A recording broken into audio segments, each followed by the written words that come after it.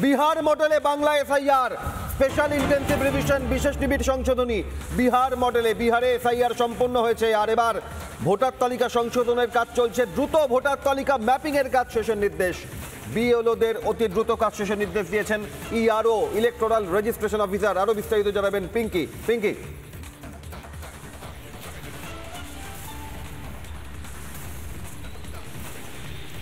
একদম দেখো, যেটা তোমাকে বলছিলাম যে বিহার মডেল অনুযায়ী কাজ হতে পারে এবং অবশ্যই ইতিমধ্যেই জানা যাচ্ছে যে 6ই অক্টোবরের মধ্যে যে ভোটার তালিকার কাজ, সেই কাজ শেষ করতে বলা হয়েছে। এবং খুব গুরুত্বপূর্ণভাবে কেন এই 6 অক্টোবরটা, তার কারণ 7ই অক্টোবর তুমি জানো যে চারজন প্রতিনিধি দল বাংলা এসে পৌঁছচ্ছে। ইলেকশন কমিশনের তরফ থেকে দিল্লি থেকে তারা আসবেন এবং এসে এই 7 তারিখে আসার পর 8 তারিখে গুরুত্বপূর্ণ বৈঠক রয়েছে। এই 6 তারিখের মধ্যে ভোটার তালিকার যে ভোটার তালিকা সেটা বানিয়ে ফেলতে হবে, ম্যাপিং কমপ্লিট করে ফেলতে হবে এবং পুজোর পর দীপাবলির আগেই মূলত এসআইআর লাগু করার চেষ্টা নির্বাচন কমিশন। 8 তারিখে বিএলওর পাশাপাশি ইলেকট্রাল অফিসারদের যেমন নিয়ে বৈঠক হবে, পাশাপাশি রাজ্যের মুখ্য নির্বাচন আধিকারিক তিনি থাকতে পারেন বৈঠকে, তার সঙ্গে সাক্ষাৎ হতে পারে। এবং রাজ্য কতটা প্রস্তুত রয়েছে বিহার মডেল চালু করার জন্য, কতটা প্রস্তুত রয়েছে রাজ্য, সেই নিয়েও কিন্তু ইতিমধ্যে অভিজ্ঞতা হতে পারে।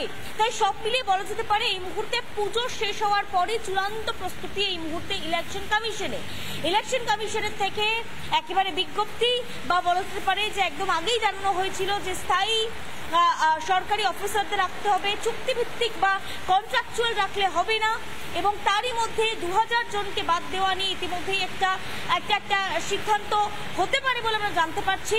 পাশাপাশি একই সঙ্গে 6ই অক্টোবর, আগামী 6ই অক্টোবর অর্থাৎ দীপাবলিরও আগে আগামী 6ই অক্টোবরের মধ্যে এসআইআর এর ভোটার তালিকার যে কাজ, সেই কাজ বা এসআইআর ভোটার তালিকার যে কাজ, সেই কাজ বিএলওদের কমপ্লিট করতে হবে, একেবারে সম্পূর্ণ করার নির্দেশ দেওয়া হয়েছে। দ্রুত ভোটার তালিকা ম্যাপিং এর কাজ শেষ করার নির্দেশ দেওয়া হয়েছে এবং 6ই অক্টোবরের মধ্যে তা সম্পূর্ণ করার নির্দেশ।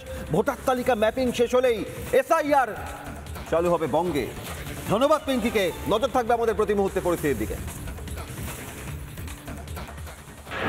নানা ধরনের কন্টেন্ট দেখার জন্য লাইক করুন, শেয়ার করুন আমাদের ফেসবুক পেজ, সাবস্ক্রাইব করুন আমাদের ইউটিউব চ্যানেল।